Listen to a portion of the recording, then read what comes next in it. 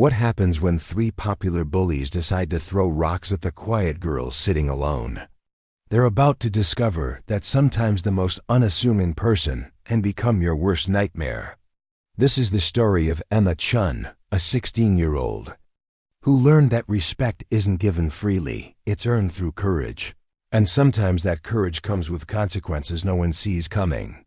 Before we jump back in, tell us where you're tuning in from, and if this story touches you, make sure you're subscribed, because tomorrow I've saved something extra special for you.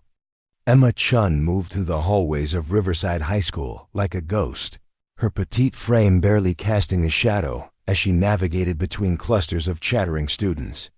At barely 5 feet tall, with straight black hair that perpetually fell across her face, she had perfected the art of invisibility over her first 3 months at the school. Her family had relocated to Cedar Falls, Oregon, when her father accepted a position at the local engineering firm, leaving Emma to start over in a place where social hierarchies had been established years before her arrival. The transition hadn't been kind to her. While her parents worked long hours to establish themselves in their new community, Emma found herself navigating the complex social landscape of Riverside High completely alone. She preferred the quiet corners of the library during lunch, the empty art room after classes, and the solitude of her daily walk home through the tree-lined neighborhoods of Cedar Falls. Her silence wasn't born from fear, but from a natural inclination toward observation rather than participation. She watched, she listened, and she learned the unspoken rules that governed teenage life in small-town Oregon. What Emma's classmates didn't know was that beneath her reserved exterior lived someone who had spent the last 7 years developing extraordinary physical capabilities.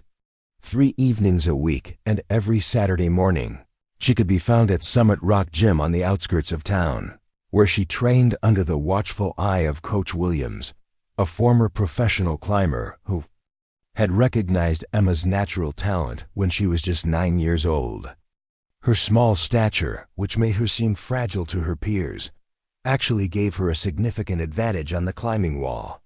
Her lean muscles, hidden beneath oversized sweaters and loose-fitting clothes, possessed a strength that would surprise anyone who underestimated her based on appearance alone.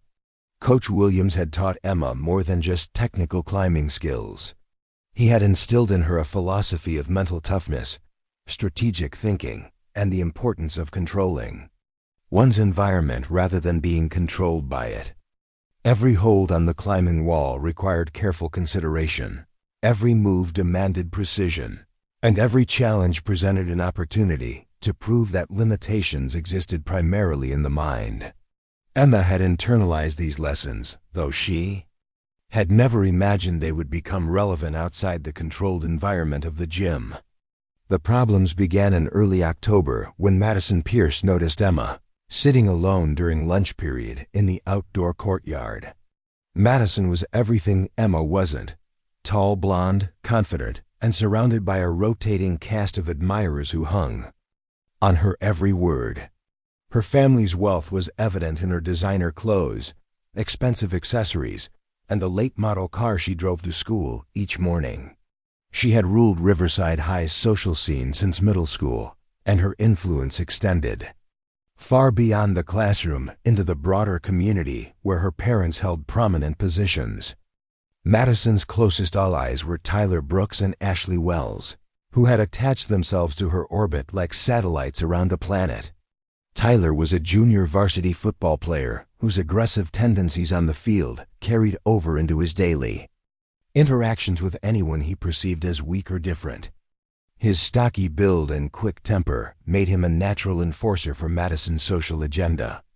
Ashley, meanwhile, served as Madison's lieutenant in the subtle art of psychological warfare that defined much of high school. Social dynamics, her sharp tongue and mean-spirited observations could devastate a person's reputation with surgical precision.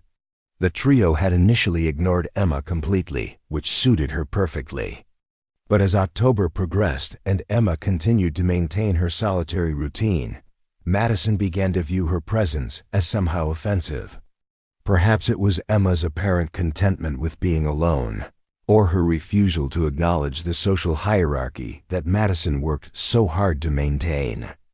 Whatever the reason, Madison decided that the quiet new girl needed to be reminded of her place in the established order. The harassment started subtly, as these things often do. Madison would make loud comments about Emma's clothes as she passed by their table, just loud enough for Emma to hear, but not so obvious that nearby teachers would intervene. Ashley would laugh at everything Madison said, amplifying the cruelty with her enthusiastic participation. Tyler would contribute his own observations about Emma's appearance or mannerisms, his voice carrying the same tone he used when trash-talking opponents on the football field. Emma heard every word, but she continued eating her lunch in peaceful silence, her dark eyes focused on the book she brought with her each day. Her lack of visible reaction seemed to frustrate Madison, who was accustomed to seeing immediate results from her social manipulation. The comments became more frequent, more pointed, and more personal as the days passed.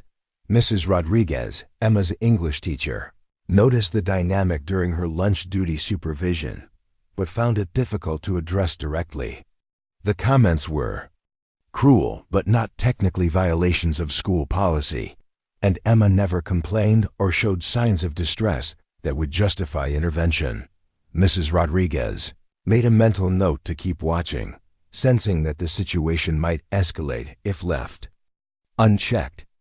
As October gave way to November, Madison's frustration with Emma's non-reaction grew into something more dangerous. She began to interpret Emma's silence as defiance, her peaceful demeanor as arrogance, and her contentment with solitude as a judgment against Madison's need for constant social validation. The stage was being set for a confrontation that would reveal just how wrong Madison was about the quiet girl who sat alone each day, reading her book and minding her own business. The escalation began on a gray November morning when Emma arrived at school to find her locker decorated with crude drawings and hateful messages scrawled in permanent marker. The artwork depicted stick figures with exaggerated Asian features, accompanied by words that made Emma's stomach clench with their casual cruelty. She stood there for a moment, her expression unchanged, then calmly began the process of cleaning. The vandalism with wet wipes she retrieved from her backpack. Other students walked past, some glancing at the mess with curiosity, others deliberately looking away to avoid getting involved. Jake Thompson, a quiet junior who shared Emma's biology class, stopped when he saw what had happened. He had always admired Emma's calm presence in their shared classes and felt compelled to offer help. "That's really messed up," he said, pulling paper towels from the nearby dispenser. "Do you want me to report this to the office?" Emma shook her head gently, continuing her methodical cleaning. "It's just ignorance," she replied softly. "Getting upset about ignorance gives it power it doesn't deserve." Jake helped her finish cleaning, though the faint outlines of the markers remained visible on the metal surface. Madison watched the cleaning process from across the hallway, her lips curved in a satisfied smile. She had expected tears, anger, or at least some visible sign that her message had been received. Instead, Emma's composed response only fueled Madison's determination to find a way to crack that infuriating calm exterior. Ashley giggled beside her, delighted by the morning's entertainment, while Tyler cracked his knuckles in anticipation of whatever came next. The psychological warfare intensified over the following weeks. Emma's lunch would mysteriously disappear from the refrigerator in the teacher's lounge where she stored it, forcing her to go hungry until she learned to keep her food with her at all times. Her textbooks would be knocked from her hands in crowded hallways, sending papers scattering across the floor while other students stepped around the mess without offering assistance. Someone began leaving anonymous notes in her locker, each one more creative in its cruelty than the last. Through it all, Emma maintained her routine with almost supernatural composure.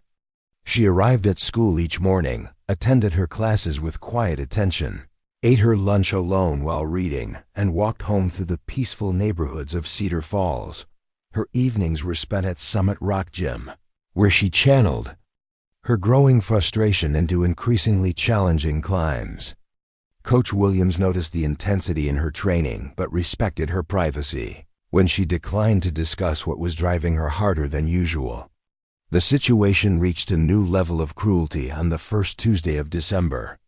Emma had chosen to eat her lunch in the courtyard despite the cold weather, seeking solitude under the bare branches of the old oak tree that dominated the space.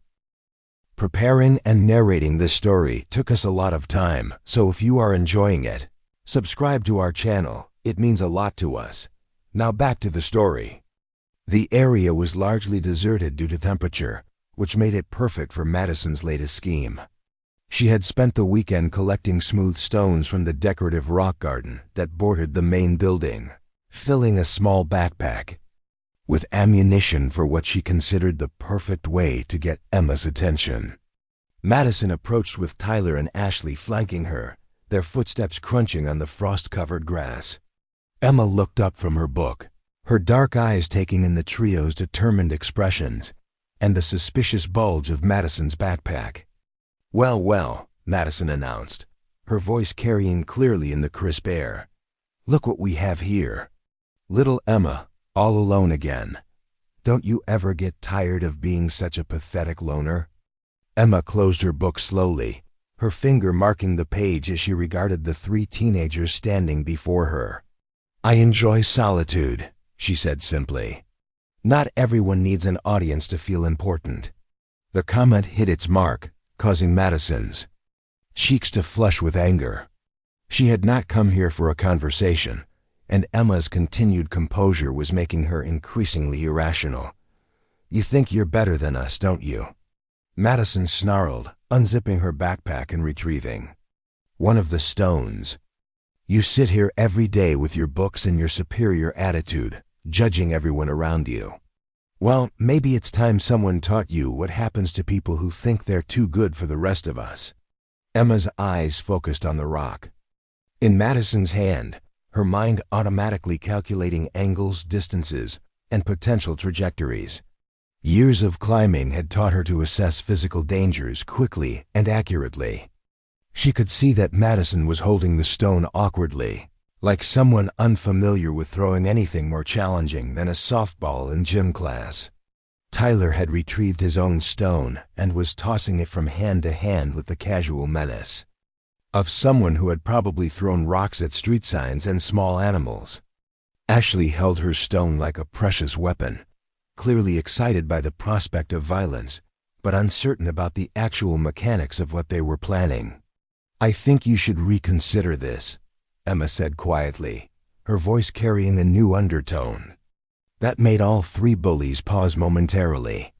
There was something different about her posture now, the way she balanced on the balls of her feet, the loose way her hands hung at her sides. For just a moment, Madison felt a flicker of uncertainty about the wisdom of their plan. But Tyler was already committed to the violence, his competitive nature and short temper overriding any potential caution. "Shut up," he growled, drawing his arm back and hurling his stone with considerable force. The projectile flew through the air in a lazy arc that would have struck Emma squarely in the chest if she had remained in her original position. Instead, she moved with fluid grace, shifting her weight and leaning slightly to the left, so that the stone passed harmlessly through the space where she had been sitting. The miss seemed to surprise Tyler more than it did Emma. He had thrown with the confidence of someone who had never missed a target before, and Emma's effortless evasion suggested a level of athletic ability that contradicted everything he thought. He knew about the quiet girl. Madison's uncertainty transformed back into rage at seeing her plan begin to unravel before it had properly started. "Hold still, you freak!" Madison screamed, hurling her own stone with wild abandon. This projectile was even less accurately thrown than Tyler's, sailing wide of Emma's position and striking the oak tree with a hollow thud. Emma remained in her new position, her book still clutched in one hand while her eyes tracked the movements. of her 3 attackers with the focused attention of a predator watching potential prey. Ashley, not to be outdone by her companions, threw her stone with a high looping trajectory that fell short of Emma's position entirely, landing in the frost-covered grass with a soft thump. The pathetic nature of their collective marksmanship might have been comical under different circumstances, but Emma was no longer thinking about humor. Something fundamental had shifted in her mindset as the first stone flew past her head. These weren't just cruel teenagers anymore. They were active threats to her physical safety, and 7 years of training had prepared her to deal with threats in ways that Madison, Tyler, and Ashley could never have imagined. The rock-throwing incident had crossed a line that transformed Emma from a patient victim into something far more dangerous. As the 3 bullies reached for more stones from Madison's backpack, Emma stood slowly from her position beneath the oak tree. Her book still in her hand, but her entire demeanor radiating a quiet confidence that should have served as a warning to anyone smart enough to recognize it. The transformation in Emma was subtle but unmistakable to anyone who knew how to read body language. Her shoulders squared slightly, her breathing became deeper and more controlled, and her feet shifted into a stance that distributed her weight evenly across both legs. Years of climbing had taught her that balance was the foundation of all movement. And as Madison reached into her backpack for another handful of stones, Emma's mind began calculating distances, escape routes, and potential countermeasures with the cold precision of someone who had spent countless hours analyzing physical challenges. Madison's second volley came faster than the first, her anger making her movements more aggressive but less accurate. She hurled 3 stones in rapid succession, each one aimed at Emma's center mass with the wild enthusiasm of someone who had never been in a real physical confrontation. Emma moved like water, her small frame flowing smoothly from one position to another as the projectiles sailed past her. Her movements weren't flashy or dramatic. They were efficient and economical, wasting no energy while keeping her safely out of harm's way. Tyler, frustrated by his earlier miss, had retrieved a larger stone from the decorative border and was preparing to throw it with considerably more force than before. The rock was roughly the size of a tennis ball, and Emma could see from his stance that he intended to put real power behind the throw. This wasn't playground harassment anymore. This was assault with a weapon that could cause serious injury if it found its target. "You can't dodge forever," Tyler growled, his face red with exertion and embarrassment. "Eventually one of these is going to connect, and when it does, you're going to learn what happens to freaks who think they're special." He wound up like a baseball pitcher, his form surprisingly good for someone who wasn't on the school's baseball team. The stone left his hand with significant velocity, aimed directly at Emma's head, in what could only be described as an attempt to cause real harm. Emma's response was immediate and decisive. Instead of simply moving out of the way, she stepped forward and slightly to the right, extending her left hand in a motion that seemed almost casual. The stone struck her palm with a sharp smack, and for a moment, Tyler's face lit up with triumph, thinking he had finally connected with his target. That triumph turned to confusion, then to horror, as he realized that Emma had caught the projectile cleanly out of the air. The courtyard fell silent except for the sound of wind moving through the bare branches of the oak tree. Emma stood holding the stone, her dark eyes fixed on Tyler with an expression that was neither angry nor afraid, but something far more unsettling. There was a calculating quality to her gaze, as if she were measuring him for something unpleasant. Ashley took an involuntary step backward, suddenly aware that the power dynamic had shifted in ways she didn't fully understand. "That was a mistake," Emma said quietly, her voice carrying clearly in the cold air. She hefted the stone in her hand, testing its weight and balance with the practiced motion of someone evaluating a piece of climbing equipment. "You just escalated this from harassment to assault. You threw a weapon at my head with intent to cause injury. That changes everything." Madison's face had gone pale, but her pride wouldn't allow her to back down in front of her followers. "You think catching one rock makes you tough?" she snarled, reaching for more ammunition from her diminishing supply. "We've got plenty more where that came from, and there's 3 of us against 1 of you. Do the math, loser." Emma's smile was thin and entirely without warmth. "I have done the math," she replied, and without warning, she drew her arm back and hurled Tyler's stone with a precision that spoke of years of training and activities that required exact hand-eye coordination. The projectile flew in a perfect arc, striking the metal water fountain behind the trio, with a resounding clang that echoed across the courtyard. Like a gunshot, the message was unmistakable. Emma hadn't been trying to hit any of them. She had been demonstrating that when she threw something, it went exactly where she intended it to go.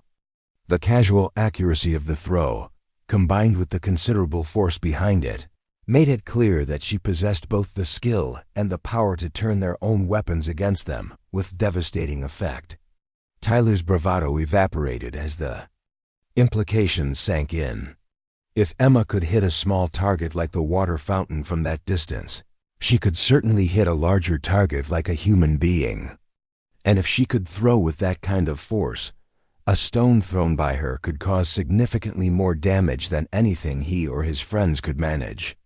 Ashley was already backing away, her survival instincts overriding her loyalty to Madison's cause, but Madison's pride had carried her too far to retreat now. She grabbed a handful of stones from her backpack and began throwing them in rapid succession, her throws wild and desperate as she tried to overwhelm Emma through sheer volume rather than accuracy. The stones flew in all directions, most of them missing Emma entirely, and several coming dangerously close to hitting Tyler and Ashley, who were forced to duck and dodge their leader's increasingly erratic bombardment. Emma moved through the chaos like a dancer, her body flowing from position to position with an economy of motion that made Madison's frantic throwing look clumsy and amateurish by comparison. She didn't just avoid the stones. She seemed to anticipate them moving to new positions before the projectiles even left Madison's hands. Her years of reading climbing routes had taught her to think several moves ahead, and she was applying that same strategic mindset to avoid a barrage of stones thrown by someone who was becoming more panicked and less effective with each passing second. As Madison's supply of ammunition dwindled, her throws became increasingly desperate. She was breathing hard from the exertion, her carefully styled hair falling across her face as sweat beaded on her forehead, despite the cold temperature. Tyler and Ashley had stopped participating entirely, content to watch from what they hoped was a safe distance as their leader's plan collapsed into chaos around them.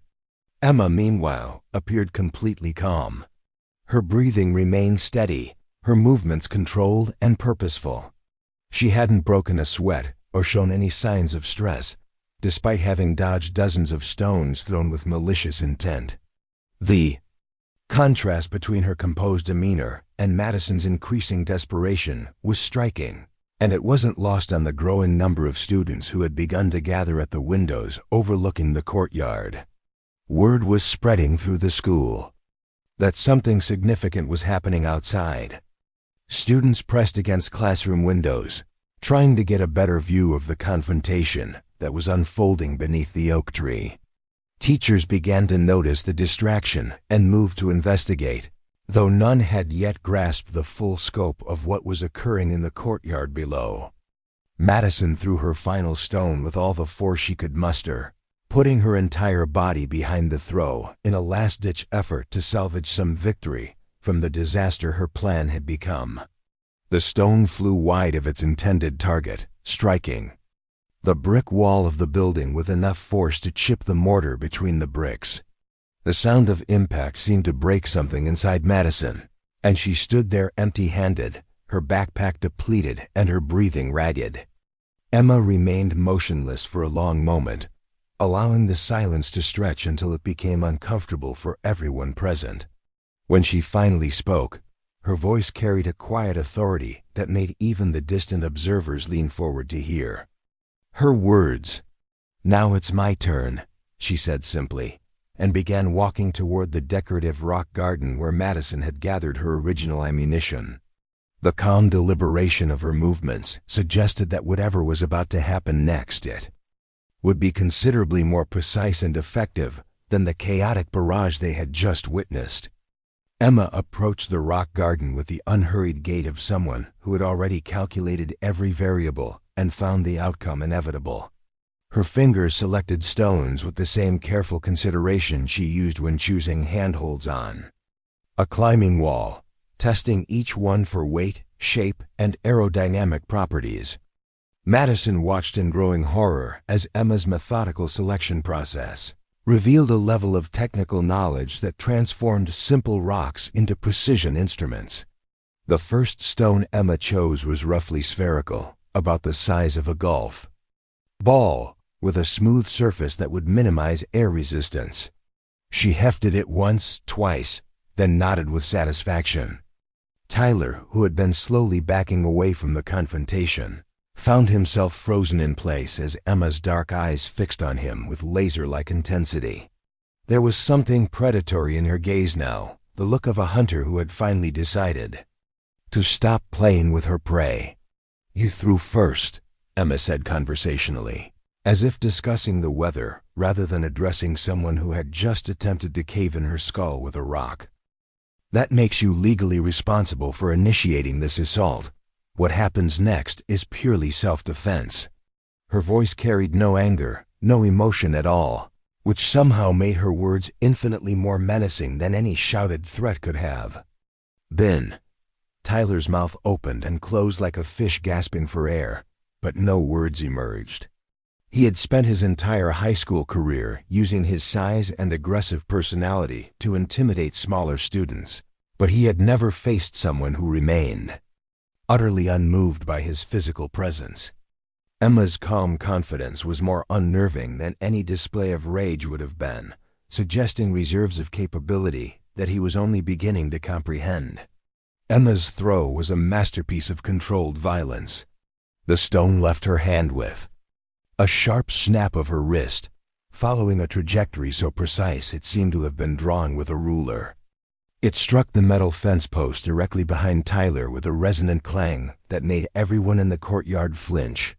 The impact point was exactly at the height where Tyler's head had been positioned 3 seconds earlier, before he had instinctively ducked at the last moment. "Warning shot," Emma announced calmly, already selecting her second projectile. "The next one won't miss unless you give me a reason to let it miss." Her movements were fluid and economical, each gesture serving a specific purpose in her growing demonstration of superior capability. She wasn't hurrying, wasn't showing off, wasn't even breathing hard. She was simply applying the principles of precision and control that had been drilled into her through years of athletic training. Ashley had gone completely white, her hands pressed against her mouth as she realized the full scope of what they had initiated. Madison's popular crowd had always relied on psychological intimidation and social pressure to maintain their dominance, never physical confrontation with someone who possessed the skills to fight back effectively. The revelation that quiet, bookish Emma could handle herself in a way that made Tyler look like an amateur was shattering every assumption they had made about power dynamics at Riverside High. Madison's voice cracked as she tried to reassert control over the situation. "You can't do this," she stammered, though her words lacked any real conviction. "Teachers will see, you'll get expelled. My parents will sue you and your family into bankruptcy." Even as she spoke, she was continuing to back away from Emma, her body language betraying the fear that her words tried to conceal. Emma's second stone was larger and more angular, chosen for psychological impact rather than aerodynamic efficiency. She held it loosely in her palm, letting Madison and her companions get a good look at its jagged edges and substantial weight. "Your parents can certainly try to sue," Emma replied thoughtfully. "But security cameras will show that you initiated this assault by throwing multiple rocks at my head." Self-defense laws in Oregon are quite clear about the right to respond with proportional force when facing imminent bodily harm. The mention of security cameras caused all three bullies to glance nervously at the building, suddenly aware that their rock-throwing attack had been recorded by the same surveillance system that was supposed to protect students from exactly this kind of violence. Madison's face went ashen as she realized that her carefully planned harassment campaign had been documented in high-definition video that would be available to police, lawyers, and school administrators. Tyler made his first intelligent decision of the day by raising his hands in a gesture of surrender. "Look, maybe we can work this out," he said, his voice higher than usual and lacking any of its former aggression. "Nobody has to get hurt here. We were just messing around, just having some fun." His attempt at reconciliation might have been more convincing if his voice hadn't been shaking with barely controlled panic. Emma tilted her head slightly, considering his words with the same careful attention she had given to stone selection. "Fun," she repeated slowly, as if testing the word for hidden meanings. "You find it entertaining to throw rocks at people who are reading quietly by themselves. That's your idea of amusement." Her tone remained conversational, but there was something underneath it now, a coldness that suggested depths of anger that had been carefully controlled but never eliminated. The crowd of observers had grown substantially as word spread throughout the school that something unprecedented was happening in the courtyard. Students pressed against windows on multiple floors, their phones out to record whatever came next. Teachers were beginning to take notice of the distraction, though none had yet understood the gravity of what was unfolding outside their classrooms. Jake Thompson had spotted the confrontation from the second-floor hallway and was making his way toward the courtyard. Though he wasn't sure what he could do to help once he arrived, Mrs. Rodriguez had noticed the unusual number of students gathered at the windows and was heading downstairs to investigate. Mr. Peterson, the school janitor, was approaching from the maintenance building, drawn by the sound of stones striking metal and brick. Emma's third stone was perfectly round and surprisingly dense, probably part of the decorative river rock that landscapers had used to create attractive borders around the school's flower beds. She tested its balance with the practiced motion of someone who understood the physics of projectile motion in ways that most high school students never would. The stone seemed to fit her hand perfectly, as if it had been designed specifically for throwing with maximum accuracy and impact. "Here's what's going to happen," Emma said, her voice carrying clearly across the courtyard and to the growing audience of students watching from the building. "You're going to apologize. Not just to me, but to every student you've ever bullied or humiliated. You're going to do it publicly, loudly, and sincerely. You're going to explain that you understand your behavior was cruel and inexcusable." Madison's face flushed red with humiliation at the thought of public apology, but the stone in Emma's hand provided compelling motivation for compliance. "And if I refuse?" she asked, though her voice lacked any real defiance. Emma's smile was thin and entirely without warmth. "Then I demonstrate the difference between someone who throws rocks for cruelty and someone who throws them for precision." She drew her arm back slowly, giving Madison plenty of time to observe her form and imagine the potential consequences of continued defiance. The threat was clear without being explicitly stated. Emma possessed both the skill and the resolve to end this confrontation on her own terms. The silence stretched taut between them, broken only by the sound of approaching footsteps as teachers and administrators finally began to converge on the courtyard. Emma remained motionless, the stone cocked and ready, while Madison wrestled with the twin humiliations of public apology or public defeat. Either choice would destroy her carefully constructed social standing, but only one of them would leave her physically unharmed. Tyler and Ashley had already made their decision, backing away from the confrontation as quickly as they could without actually running. Their loyalty to Madison extended only as far as their personal safety and Emma's demonstration of superior Capability had made it clear that continued participation in this conflict would end badly for anyone who remained within throwing range. The moment of decision had arrived, and Emma waited with the patience of someone who had learned that the most important victories were often won through superior preparation rather than superior force. Madison's shoulders sagged as the weight of her impossible position settled upon her. The carefully constructed social hierarchy that had defined her high school experience was crumbling around her, and every second of hesitation only made her eventual surrender more humiliating. Emma stood perfectly still, the stone held ready but not yet committed to flight, giving Madison one final opportunity to choose dignity over destruction. "I'm sorry," Madison whispered, her voice barely audible even in the hushed silence of the courtyard. The words felt foreign in her mouth, an admission of vulnerability that violated every principle of social dominance she had learned since middle school. Her hands trembled as she spoke, whether from cold or fear or simple emotional exhaustion, she couldn't tell. Emma's dark eyes remained fixed on Madison's face, reading the sincerity of the apology with the same analytical precision she applied to everything else. "Louder," she said simply. "Everyone who witnessed your attack should hear your acknowledgement of what you did wrong." The stone remained cocked and ready, a silent reminder that Emma's patience, while considerable, was not infinite. Madison raised her voice, fighting back tears of humiliation as she spoke to the growing audience of students watching from classroom windows. "I'm sorry for throwing rocks at Emma. I'm sorry for bullying her and making her feel unwelcome at our school. What I did was cruel and inexcusable, and I was wrong." Each word felt like swallowing broken glass, but the alternative was worse than public humiliation.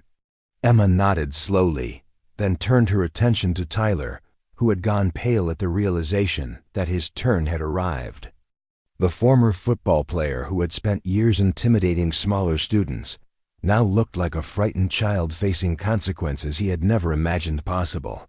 His size and strength, which had always been sufficient to cow his previous victims, seemed irrelevant in the face of Emma's surgical precision and unshakable calm. "Your turn," Emma said conversationally, adjusting her grip on the stone with a subtle movement that suggested familiarity with throwing mechanics that went far beyond casual recreation. "You attempted to assault me with a weapon. You threw a rock at my head with enough force to cause serious injury. I think the people watching deserve to understand what kind of person does something like that." Tyler's voice cracked as he struggled to find words that might save him from further demonstration of Emma's capabilities. "I'm sorry," he managed, his usual aggressive posture replaced by the hunched shoulders of someone trying to make himself as small a target as possible. "I shouldn't have thrown anything at you. It was stupid and dangerous, and I was wrong to do it." His apology lacked the defiant undertones that had characterized Madison's, suggesting that he understood more clearly than she did just how badly they had misjudged their victim. Ashley didn't wait for Emma's attention to focus on her before offering her own stammering apology, the words tumbling out in a rush of terror and desperation. She had always been a follower rather than a leader, content to participate in cruelty as long as someone else was directing it, but facing the consequences of that participation alone was more than her courage could handle. Her apology was perhaps the most genuine of the three, born from pure fear rather than calculated damage control. Emma listened to each confession with the same careful attention she had given to their earlier threats and insults. When the last echoes of Ashley's apology had faded, she slowly lowered her throwing arm, though she didn't release the stone entirely. The gesture was clearly deliberate, a measured de-escalation that nonetheless kept her options open should the situation require further demonstration of her capabilities. "Now comes the important part," Emma said, her voice carrying clearly across the courtyard to the assembled observers. "Apologies are just words unless they're followed by changed behavior. You've admitted that you were wrong to bully me, but I'm not the only student you've targeted over the years. There are dozens of other kids who have suffered because you decided that cruelty was an acceptable form of entertainment. Madison's face flushed with renewed humiliation as she realized that Emma wasn't finished with her public degradation. The quiet girl who had seemed so powerless just minutes ago was now dictating terms like a conquering general, and Madison had no choice but to accept whatever conditions were imposed upon her. Her social standing was already destroyed beyond repair. The only question now was whether she would emerge from this confrontation with any dignity intact. "Starting tomorrow," Emma continued, "you're going to begin making amends to every student you've bullied. Not just empty apologies, but genuine efforts to repair the damage you've caused. You're going to use your influence to protect the people you used to target. You're going to discover what it feels like to be a positive force in this school instead of a destructive one." Tyler started to object, his competitive nature rebelling against the idea of accepting such comprehensive defeat. But the words died in his throat as Emma's gaze shifted to him. There was something in her eyes that suggested she would welcome his defiance, that she was almost hoping for an excuse to provide a more physical demonstration of the consequences of continued aggression. His survival instincts finally awakened. After years of easy victories over weaker opponents, convinced him to remain silent. The sound of approaching footsteps announced the arrival of school authority figures who had finally responded to the disturbance in the courtyard. Mrs. Rodriguez appeared first, her face flushed from hurrying down 2 flights of stairs and across the campus. Behind her came Assistant Principal Williams and Mr. Peterson, the janitor who had witnessed more student conflicts than anyone else on the campus and knew trouble when he saw it. Emma calmly placed the stone back in the decorative rock garden where Madison had originally found it, her movements unhurried despite the approaching adults. She had accomplished everything she had set out to do, and the arrival of school officials simply marked the transition from private justice to official consequences. The security cameras had recorded everything that mattered, and she was confident that any investigation would support her claim of self-defense against an unprovoked assault. "What's going on here?" Mrs. Rodriguez demanded, her eyes taking in the scattered stones, the nervous expressions of Madison's group, and Emma's unnaturally calm demeanor. The English teacher had suspected that the situation between Emma and the popular students was escalating, but she hadn't anticipated it would culminate in physical confrontation in broad daylight with dozens of witnesses. Emma spoke before any of the 3 bullies could craft a version of events that might minimize their culpability. "Madison, Tyler, and Ashley threw rocks at me while I was reading," she said simply. "Multiple rocks, thrown with intent to cause injury. I defended myself by demonstrating that I could throw with greater accuracy than they could, and they apologized for their assault." Her summary was factually accurate while being strategically incomplete, omitting the psychological warfare that had preceded the physical attack. Assistant Principal Williams looked around the courtyard, noting the evidence of recent projectile impacts on the fence, building, and water fountain. His expression grew increasingly serious as he began to understand the scope of what had occurred. Under his watch, rock throwing wasn't just bullying. It was assault with a weapon, the kind of incident that required police reports and potential criminal charges. Madison tried desperately to minimize the situation, her voice high and strained, as she attempted to characterize the attack as harmless fun rather than serious assault. "We were just fooling around," she insisted. "Nobody got hurt. It wasn't a big deal." But her words rang hollow in the face of the physical evidence scattered around the courtyard, and the video footage that would soon be reviewed by investigators. Emma's response was measured and devastating. "Throwing rocks at someone's head isn't fooling around," she said calmly. "It's assault with a deadly weapon. The size and velocity of the projectiles they used could have caused concussion, blindness, or skull fracture if they had found their target. The only reason nobody was seriously injured is because I was able to avoid their attacks through superior reflexes and athletic ability."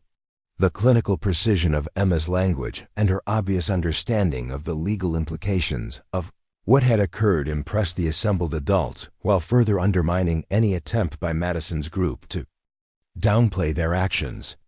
This wasn't a frightened victim making emotional accusations.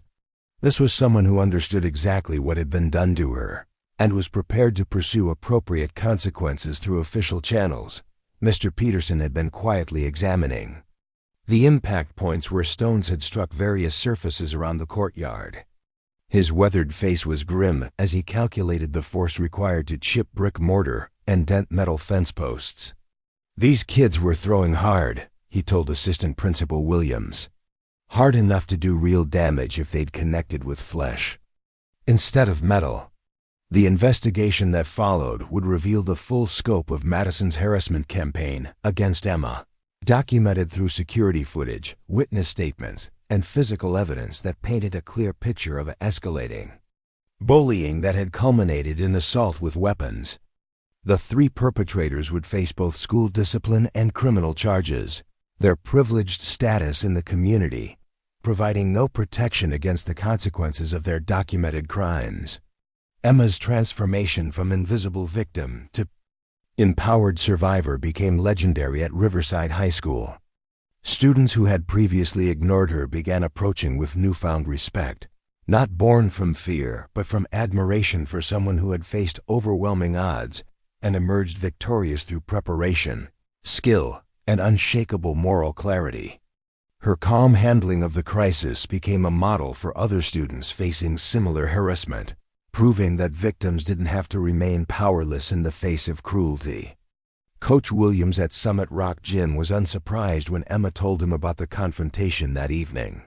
He had always known that the mental toughness and physical capabilities she had developed through climbing would serve her well beyond the gym walls.